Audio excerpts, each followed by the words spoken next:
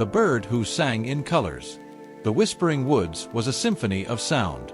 Each rustle of leaves, each babbling brook, and most importantly, each bird's song contributed to a meticulously composed orchestral masterpiece. The birds, with feathers of muted greens, browns, and grays, sang in perfect harmony, their notes like crystalline droplets of sound. Their songs were a language, a history, a very essence of their being, passed down through generations. But amidst this melodious conformity lived Zia, a tiny bird with feathers as plain as any other, yet with a spirit that danced to a different rhythm. Zia didn't sing in notes. Zia sang in colors. When Zia opened her beak, not a single chirp or trill emerged. Instead, vibrant hues burst forth, swirling and intertwining in the air like painted ribbons. A joyful song might manifest as a splash of sunny yellow and optimistic orange, while a mournful melody would unfurl in deep indigo and shimmering silver. Her unique ability, however, was not celebrated. The other birds, with their finely tuned ears and traditional sensibilities, found Zia's colorful expressions confusing, even alarming. "What is that racket?" chirped Barnaby, a particularly fastidious robin, whenever Zia began to sing. "It's not music, it's visual noise." Elder Wren, the most respected musician of the woods, would often shake his head. "Zia, my dear, your intentions are pure, but your method is unconventional. Music is sound. It is heard, not seen." Zia, though disheartened, couldn't stop. It was simply how she expressed herself, how her heart spoke. She would often fly to the secluded parts of the woods, perching on a mossy branch, and let her colors flow, painting the air around her with silent symphonies. One day, a curious fox, drawn by the unusual light, watched her from the undergrowth. The fox, not understanding birdsong anyway, found the swirling colors captivating, a silent dance of light. He lay down and watched, mesmerized, a flicker of appreciation in his cunning eyes. Then, one sweltering afternoon, an ominous silence descended upon the whispering woods. The air grew heavy, thick with an unspoken dread. The sky, once a brilliant azure, began to bruise, turning a sickly purple-gray. A storm was brewing, unlike any the birds had ever witnessed. Rain lashed down, not in gentle drops, but in furious sheets.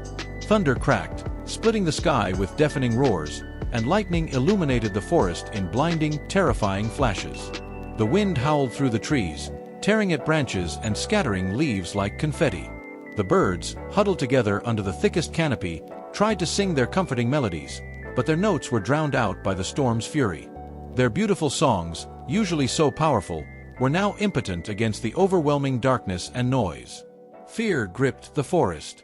The light was gone, the sounds were chaos, and hope dwindled with each crashing thunderclap.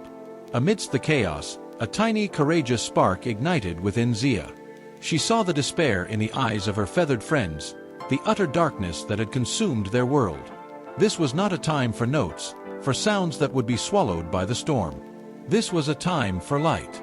Taking a deep breath, Zia flew out from under the relative shelter of the leaves, soaring into the downpour.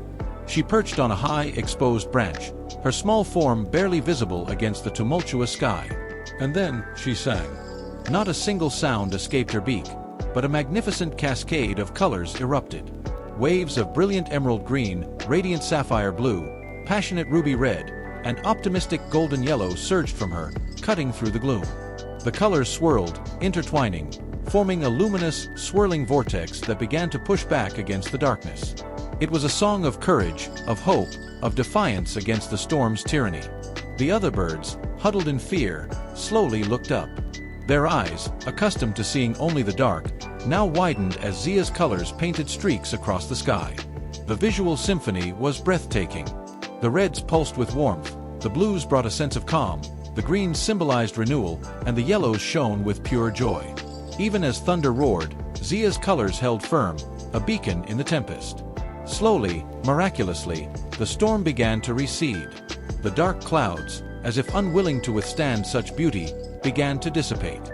A sliver of true sky, a soft, hopeful blue, appeared, then widened. And as the last of the storm clouds rolled away, a magnificent rainbow arched across the sky, a reflection of Zia's indomitable spirit. The whispering woods, battered but safe, was filled with a new kind of silence, one of awe and gratitude. The birds chirped tentatively, but their usual songs felt inadequate. Elder Ren approached Zia, his eyes filled with profound respect. "Zia," he said, his voice soft, "you have taught us a valuable lesson. Music is not just what we hear, it is what we feel, what we see, what brings light when there is darkness."